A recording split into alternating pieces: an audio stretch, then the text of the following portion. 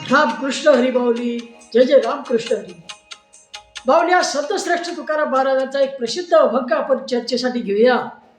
ज्या अभंगामध्ये तुकाराम महाराजांनी माणसाच्या ज्या मूळ प्रवृत्ती आहेत त्या सहजासहजी जात नाहीत हे आपल्याला सांगितलेलं आहे. सहजासहजी जात नाही. हा गोड अभंग कोणता आहे पाहूया. गाढव शृंगारीले कोडे काही केल्या नव्हे घोडे. गाढव शृंगारीले कोडे काही केल्या नव्हे घोडे. त्याचे भुंकणे न राहे स्वभाव वाशी करीले काय. त्याचे भुंकणे न राहे स्वभाव वाशी करील काय. स्वान शिबिके बैसविले भुंकता न राहे उगले. स्वान शिबिके बैसविले भुंकता न राहे उगले. तुका म्हणे स्वभाव कर्म काही केल्या न सुटे धर्म. तुका म्हणे स्वभाव कर्म काही केल्या न सुटे धर्म. पहिल्या चरणामध्ये महाराज काय म्हणतात पाहूया. गाढव शृंगारीले कोडे काही केल्या नव्हे घोडे. गाढव शृंगारीले कोडे काही केल्या नव्हे घोडे. गाढव गाढवाला कितीही कौतुकाने शृंगार त्याचा करा, सजवा नटवा, त्याला सोन्याचा खोगीर घाला, परंतु तो घोडा होईल का? घोडा होणं शक्य नाही. गाढव ते गाढवच. विशिष्ट वेळ आली की ते गर्दभाचा आवाज काढणारच. काळ वेळ त्याला काही पाहण्याची गरज असते. आणि गाढवाला गाढव का म्हणतात? तसा उपयोगाचा प्राणी आहे तो. असं म्हणतात की गाढवाला चांदण्यामधला आणि उन्हामधला, प्रखर उन्हामधला फरक समजत नाही. ते चांदण्यामध्ये सुद्धा झाडाच्या सावलीत जाऊन बसते, म्हणून त्याला गाढव म्हणतात असं काही लोक सांगतात. एक सहज म्हणून सांगितलं. हे सत्य असत्य तुम्ही पाहायचं. तेव्हा असं हे गाढव जे आहे त्याला किती शृंगार करा, नटवा, सजवा, सोन्याचा फकीर घाला, ते घोडं झाल्याशी ते घोडं होईल का? ते घोडं कधीच होऊ शकत नाही. तसंच जो नीच माणूस आहे तो किती उच्च पदावर बसू द्या, त्याची मूळ वृत्ती जी आहे ती मूळ वृत्ती कधीही बदलणार नाही. मूळ प्रवृत्ती ही सहजासहजी बदलत नाही. तो अगदी सर्वोच्च पदावर जरी बसला तरी सुद्धा त्याची वृत्ती तीच राहते. लोकांना वेगवेगळे आमिष देऊन फसवायचं, अशी जर त्याची वृत्ती असेल तर त्या पदावर सुद्धा तो तेच काम करतो. पुढच्या चरणामध्ये महाराज म्हणतात, त्याचे भुंकणे न राहे स्वभाव वाशी करीले काय. हे जे गाढव आहे हे उच्च पदावर बसल्यावर सुद्धा त्याचं भुंकणं थांबवत नाही, त्याचा गाढवपणा थांबवत नाही. कारण त्याचा तो मूळ स्वभाव आहे आणि हा मूळ स्वभाव सहजासहजी बदलत नाही. मूळ स्वभाव बदलण्यासाठी प्रचंड प्रयत्न करावे लागतात, मेहनत घ्यावी लागते. त्या नंतर कुठे थोडासा बदल त्याच्या वृत्तीमध्ये झाला तर होऊ शकतो, परंतु जन्मजात प्रवृत्ती ज्या आहेत ह्या सहसा बदलत नाहीत असं महाराज या ठिकाणी सांगतात. स्वभाव धर्म त्याचा बदलणं शक्य नसते. हा त्याचं उदात्तीकरण होऊ शकते, त्याचं उदात्तीकरण होऊ शकते. उदाहरणार्थ एखादा दरोडेखोर असेल आणि त्याला उपरती झाली की आपण जे काम करतो ते वाईट आहे, परंतु दरोडा तो टाकतोच, चोऱ्या करतोच. बघ उपरती झाल्यामुळे वाईट काम आहे म्हणून बघ चांगलं काय करायचं तर जेवढे काही समजा त्याला लुटलं असेल लोकांकडून फसवून, दरोडा म्हणजे चोरी करून नाही, लोकांना फसवून दिवसा ढवळ्या समोरासमोर वेगवेगळे व्यवहार करून किंवा खोटं बोलून काय जे असेल बघ, हे जे लूट आहे हे लूट तो गरिबांना वाटून टाकतो. हे झालं उदात्तीकरण. परंतु मूळ वृत्ती जी आहे फसवण्याची, काही लोकांना तर फसवलंच, ती वृत्ती जाते का? ती वृत्ती जात नाही. तेव्हा हेच महाराजांना सांगायचं आहे की गाढव ते गाढवच राहते, वेळ आले की भुकल्याशिवाय राहत नाही. त्याच्या स्वभावाला औषध नाही. प्रचंड मेहनतीनं थोडाफार बदल झाला तर झाला, नाही तर ते सुद्धा शक्य नाही. हे तुकाराम महाराज म्हणतात. पुढच्या चरणामध्ये महाराज म्हणतात, शार्द शिबिके बैसविले भुगतात राहे उगले. शार्द म्हणजे कुत्रा आणि शिबिका म्हणजे पालखी. कुत्र्याला पालखीमध्ये बसवलं तरी सुद्धा त्याचा जो मूळ स्वभाव आहे भुंकणे किंवा दुसऱ्याकडचं हिसकावून घेणे, हा जो मूळ स्वभाव जर त्याचा असेल तर तो मूळ स्वभाव ते सोडणार नाही. पण झालं काय, एका खूप श्रीमंत माणसानं एक कुत्रा पाळला. रस्त्यावरचा कुत्रा होता, तो याला पाळला.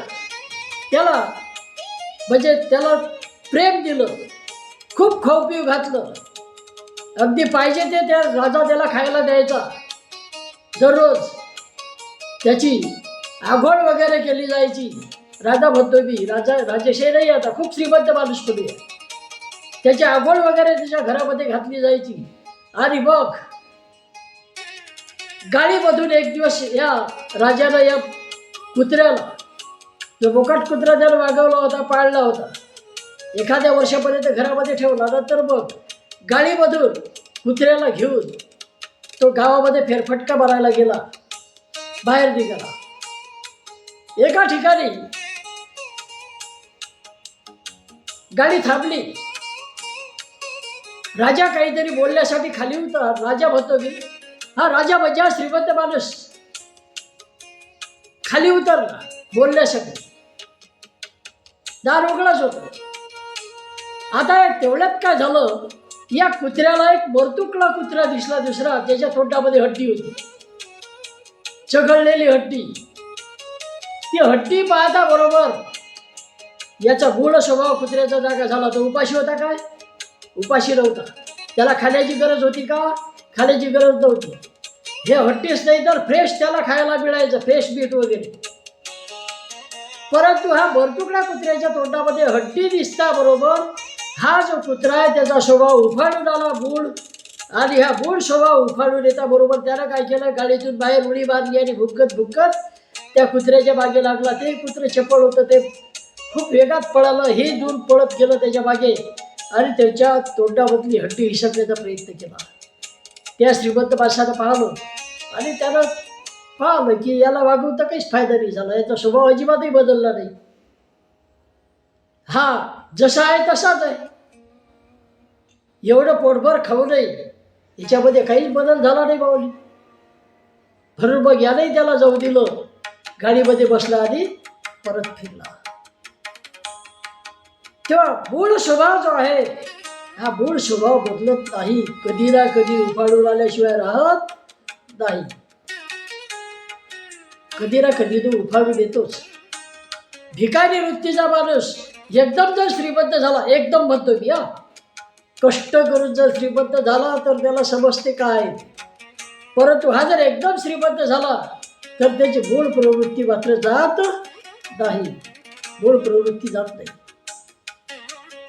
मग तो वेगळ्या मार्गाने हे कामं करतो. भ्रष्टाचारी जर समजा असेल तर किती पैसा आला त्याच्याजवळ तरी अगदी थोडा थोडा कर चुकवण्यासाठी प्रचंड खोटा हा माणूस बोलतो, खूप खोटं बोलतो.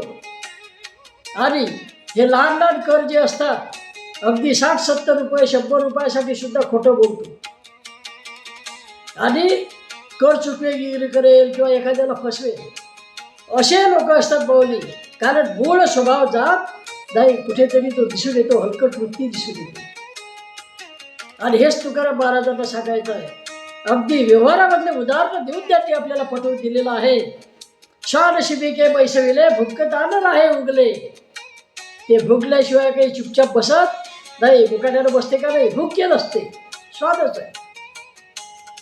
महाराज पुढच्या चरणामध्ये म्हणतात, तुका भले स्वभाव कर्म काही केल्या न सुटे धर्म.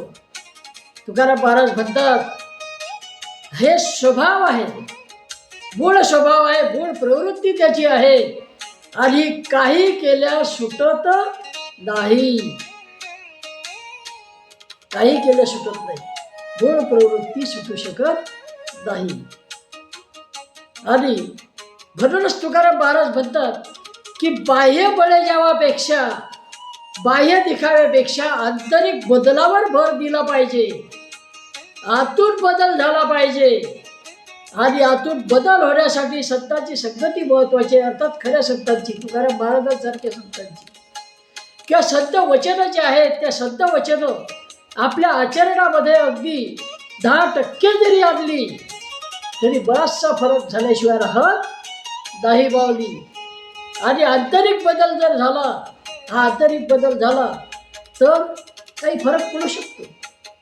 त्या आंतरिक बदलावर भर दिला पाहिजे. आंतरिक बदलावर भर द्या. आणि महाराज हेच या अभंगामध्ये सांगतात की मूळ स्वभाव जो आहे तो मूळ स्वभाव बदलणार नाही. दृष्ट आहे तो दृष्ट राहीलच. अहो, ज्याची फसवण्याची वृत्ती आहे दुसऱ्याला, खोटं बोलून लुबाडण्याची वृत्ती आहे, तो त्याच्या बायबापाला सुद्धा सोडत नाही. बायबापांचा जर एखादा, समजा त्याच्या वडिलांना जर एखादं काही घ्यायचं असेल विकत, तर त्याच्या वडिलांच्या सौद्यामध्ये हा मुलगा जो आहे, हा मुलगा दुसऱ्या कोणाच्या तरी नावावर व्यवसाय केल्याशिवाय राहणार नाही. वडिलांजवळूनच कमिशन काढेल, किंवा म्हणजे 10 रुपयाची वस्तू ती 20 रुपयाला सांगेल आणि वडिलांचेच पैसे खाऊन टाकेल. असेही काही आहेत. कारण तो मूळ स्वभाव असतो फसवणारा. फसवणे ही त्याची वृत्ती झाली.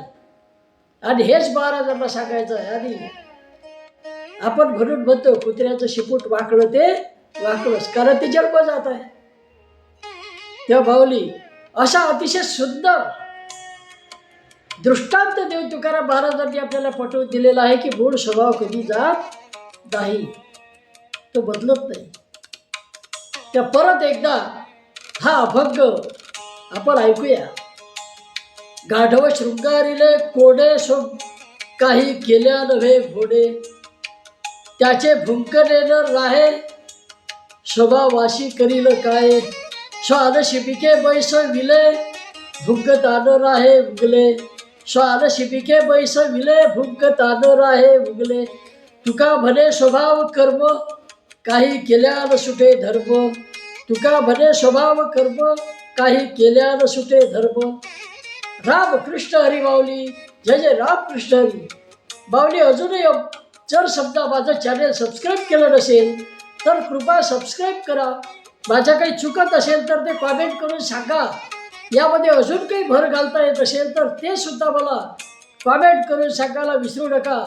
माझ्यामध्ये सुधारणा होईल. तुम्ही माझे गुरु आहात सर्व श्रोतेजन. तेव्हा रामकृष्ण हरी माऊली. जय जय रामकृष्ण हरी. जय जय.